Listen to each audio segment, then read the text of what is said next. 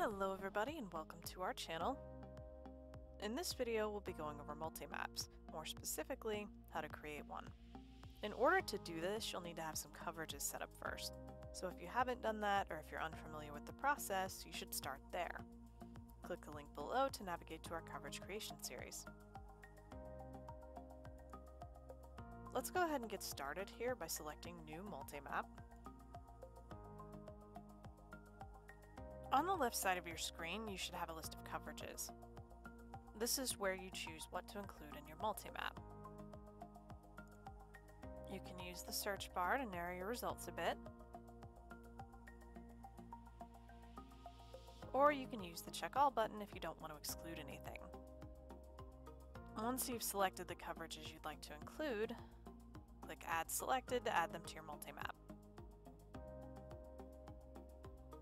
Next, you'll give your multi-map a name and select some options for it.